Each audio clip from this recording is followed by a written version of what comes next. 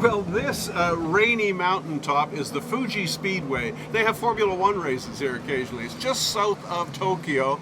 There's something racing on the track next door. You can hear it, but we're not involved in that. No, we're here to see the new Toyota, the 86. Well, they're going to turn it into a Scion, actually, and call it the FRS. Front engine, rear wheel drive sport. There's some over here. It's about time Toyota did a new sports car, and this one, known in Japan as the Toyota GT86, reminds us of the lightweight, no-nonsense, rear-wheel drive Japanese sports cars of 20 or 30 years ago. But this one features a modern Subaru Boxer engine, combined with Toyota's direct fuel injection technology. The car was developed in conjunction with Subaru, which will launch its own version. There's 200 horsepower on tap from a flat 4-cylinder engine set down low for a low center of gravity, and that provides great handling. As long as they can price it under $30,000, they should have a great driving machine affordable for the masses. I was sent out on a wet track to see what I could do with it. Away we go. First gear out of the pits. We'll take it easy. Oh, listen to that. Now that's that nice Boxer engine, the horizontally opposed cylinders. That's a Subaru trademark. And this car was developed between Toyota and Subaru. Okay, we're just coming out of the pits now. A little bit of a left-hander. We'll take this one in second, and away we go. That was a little wide. Okay, we're setting up over here for that left-hander. Popped it into third, and oh, it's got lots of pull, lots of pull. Oh, I like it, I like it. I can feel it sticking to the road. Up into fourth. Whoa, that was a hard one. Good, I like that. And around here. I just frightened the photographer who's by the wall. I might have been a little too close to that. Okay, setting up for the left-hander.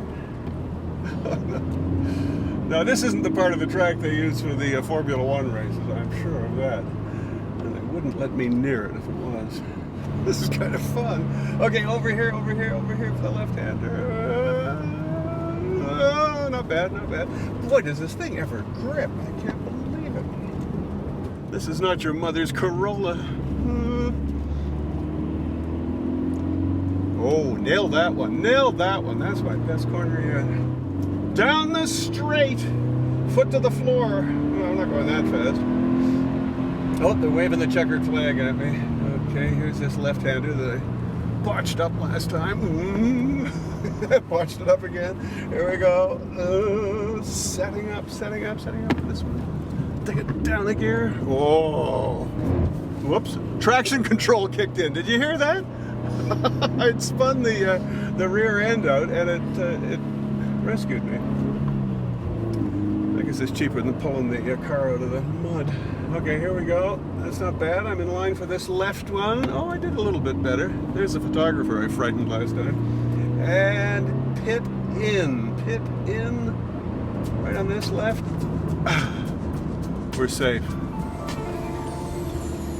Now, Stephen, these have a Toyota badge on the front, but you're going to sell them as Scions? What's that about? Well, Scion because it's our youth brand and appeals to a young sports enthusiast crowd that has just an incredible lineup for Scion and is going to get the excitement going.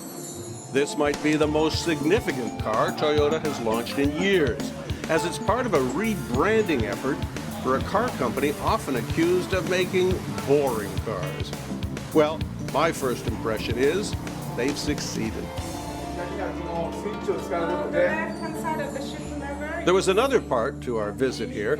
We were to get a briefing on the new plug-in version of the Prius Hybrid. アメリカの120ボルトならば If it's a 120 volt in the US, 2.6時間 it will take 2.6 hours to 200 charge. ボルト240ボルトとか If you 100ボルトでやるとuse 1時間半です It will take 1.5 hours. And in Japanese mode, you can drive 26.4 kilometers. Toyota says the plug-in, which it calls the Prius PHV, is for those who are worried about running out of power on the road, as can happen with pure electric vehicles. When a plug-in runs out of electrical power, it becomes a gasoline electric hybrid. compared with normal hybrid, this vehicle can provide you with better fuel economy. So I think this is the best solution.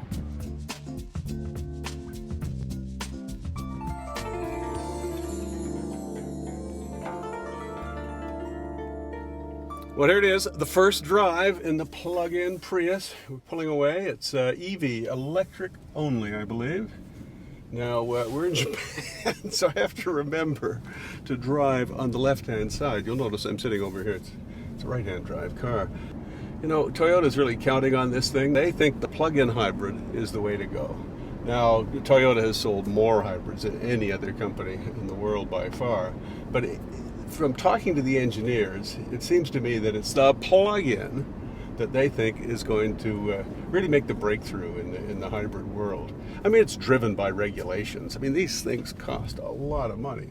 But, you know, if you're only allowed to drive a zero-emission car in certain parts of your town or your country, then people are going to put up the money to buy these things. So, you know, the old Prius, they've sold 3.5 million of those things around the world. They're going to start off with these doing about 15,000 a year. I mean, that's a drop in the ocean. But, you know, they believe in the concept. They think this is the way a hybrid makes the most sense.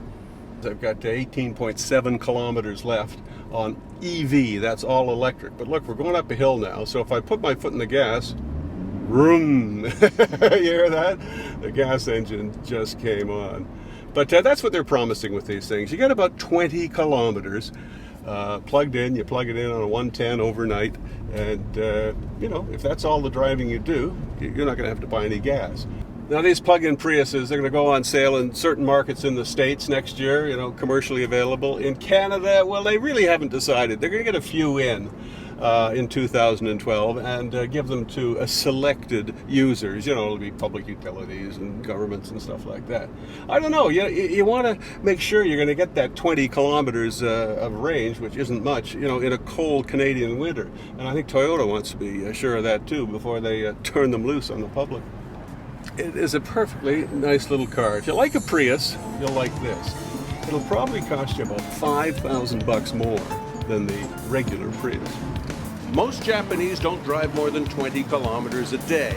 And Toyota studies also showed that most people don't want to use an electric vehicle for drives longer than 100 kilometers.